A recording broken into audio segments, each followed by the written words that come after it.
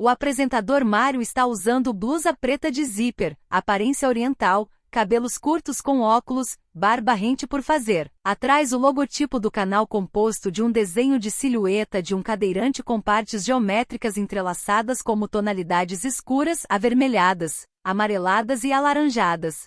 O entrevistado é Marcos Renato César, que coordena o programa Jogos de Tabuleiro da Rede Municipal de Ensino de São Paulo.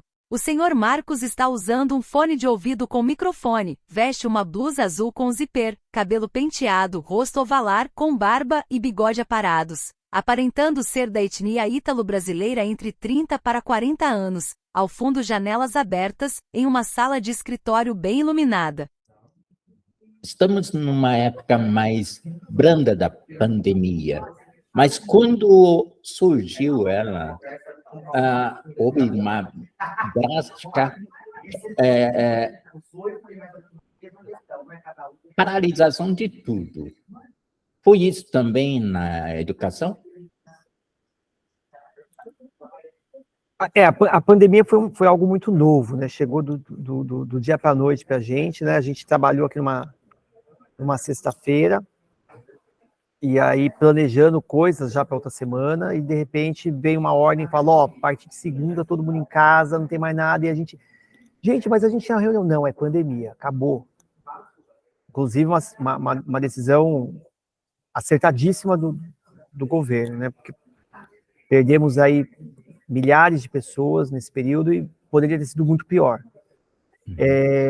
As nossas ações pararam, mas nós precisávamos ali, tivemos a necessidade de criar formas com que as coisas continuassem. Afinal de contas, os estudantes estavam em casa, não foram para a escola por mais de um ano aí, mas tinham atividades das escolas que iam para eles, né? Eles recebiam tanto online quanto material impresso, que os Correios acabavam entregando um tempo depois. Então, com o programa Jogos de Tabuleiro, a gente conseguiu transportar um pouco do que eles sentiam nos torneios presenciais para plataformas online. Não com todas, mas a gente teve que se desdobrar para atender os 4 jogos, né? Então, por exemplo, o xadrez era o mais fácil, né? O xadrez, inclusive, o xadrez foi um dos poucos... uma das poucas atividades da humanidade que com a pandemia se deu super bem, porque o crescimento da quantidade de jogadores foi imenso, né? As pessoas ficavam em casa, vão fazer o quê? Aí a Netflix soltou o Gambito da Rainha, que foi um fenômeno. Então, a quantidade de contas no chess.com, por exemplo, quintuplicou, né? Eu tenho uma história sobre isso. Eu era bom nisso, mas eu vi que com muitos jogadores agora online, estou dizendo, eu percebi que não sou muito bom. Cresceu muito, né, Mário? Cresceu muito. Cresceu.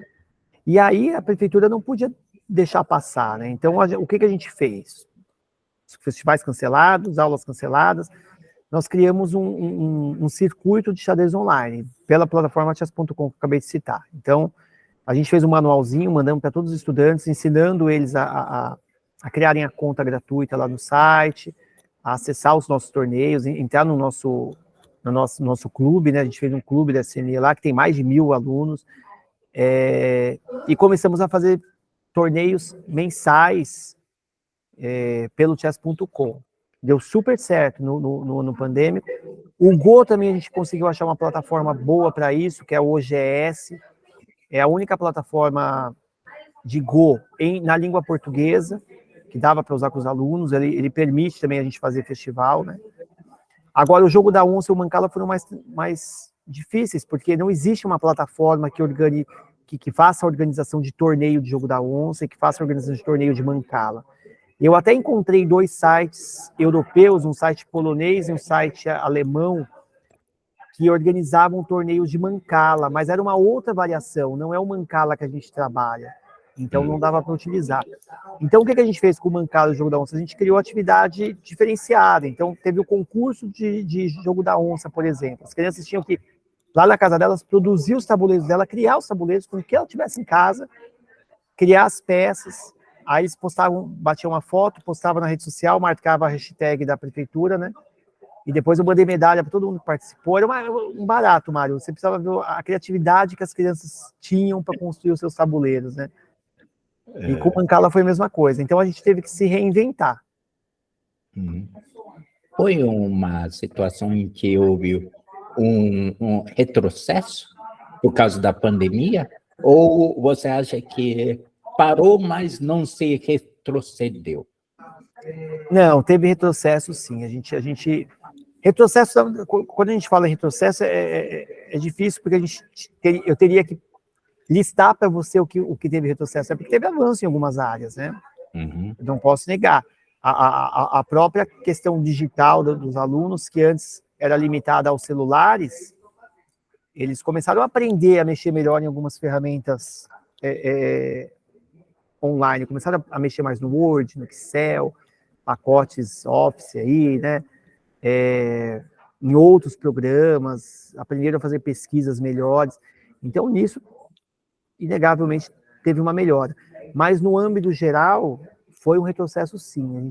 A Prefeitura de São Paulo precisou fazer um grande trabalho de recuperação aí, não recuperação daquele jeito que a gente tinha antes, vai ficar 2 semanas a mais na escola, não, uma recuperação de aprendizagens mesmo, né? Então, o ano de 2021, quando voltaram as aulas,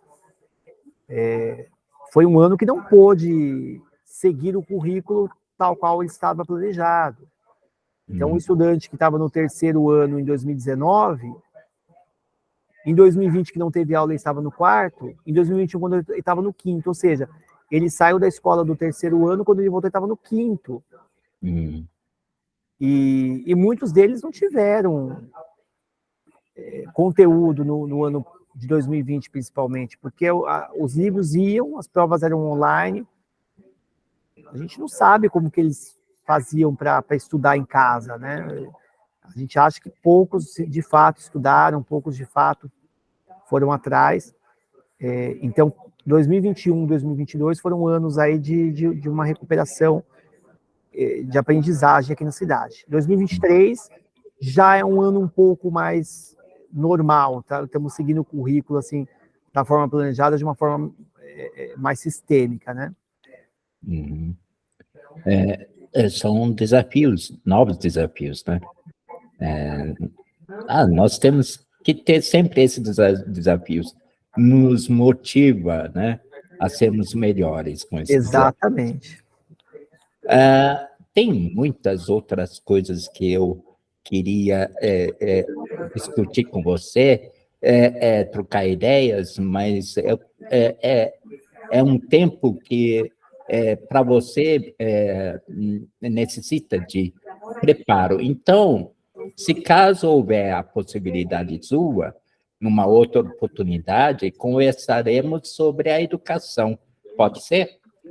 É claro, Mário, é sempre um prazer falar com você, estou sempre à disposição. Que bom, agradeço. Bom, e a sua considerações finais com relação a o que se propõe a educação para esses anos que virão? Quais são as suas considerações? Bom, eu acho que vivemos em tempos muito difíceis, né? Não só no Brasil, como o mundo passa por problemas sociais, que as redes sociais mesmo vão estimulando para que fique cada vez piores. Então, quando a gente vê uma rede social hoje em dia, a gente vê uma pessoa colocando uma foto e 15 ali denegrindo a imagem da pessoa, falando mal, criticando. Então, é um período da humanidade que a gente precisa de bastante resiliência, a gente precisa tentar ali entender um pouco como se colocar no lugar do outro, sabe? Ser um pouco mais paciente com as coisas, entender que cada um tem sua vida, respeitar as escolhas um do outro. Então, é um momento de muita mudança importante na nossa sociedade. Então, eu vejo a educação como tendo um papel primordial em tudo isso, né? A educação hoje, ela precisa mostrar para os estudantes que o respeito ao outro ser humano, tem que vir sempre em primeiro lugar, independente de qualquer coisa. Então, são anos aí que a gente vai precisar trabalhar muito isso, né? Tentar resgatar um pouquinho daquela paz que nós tínhamos décadas atrás, né? Que foi se perdendo aí, foi se misturando com aspectos políticos, aspectos que acabaram mais atrapalhando do que ajudando o desenvolvimento social nosso. Então, eu vejo a educação com essa missão, né? De resgatar um pouco, não só a questão pedagógica, a questão de conhecimento, que é importante, é fundamental, isso é inegável, mas essa questão humana nossa, né? Uhum. Nossa, eu iria discutir com você sobre, dentro da educação, a inserção da questão da política e religião. Coisa bem apimentado, né, essa discussão. Mas, enfim, seria para outra rodada de entrevista. Perfeito. Bom, poderia, então, só para a pessoa poder ter acesso ao programa que a prefeitura oferece, aonde ele pode buscar? Do Google mesmo, se você vai no Google e coloca Jogos de Tabuleiro, Prefeitura de São Paulo, você já é encaminhado à página da Secretaria Municipal de Educação. Lá na página tem os livros, a gente tem uma coleção com 4 livros, cada livro voltado para um dos jogos que a gente discutiu aqui hoje.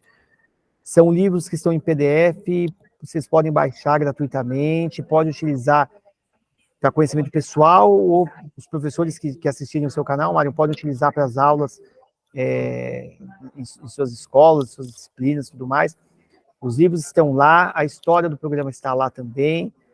Quem tiver qualquer outro tipo de dúvida também, se quiser entrar em contato com a gente, o e-mail, posso passar o e-mail, Mário? Claro, claro. O nosso e-mail é jogosdetabuleiro, jogos no plural, detabuleiro, tudo junto, @sme.prefeitura.sp.gov.br, tá?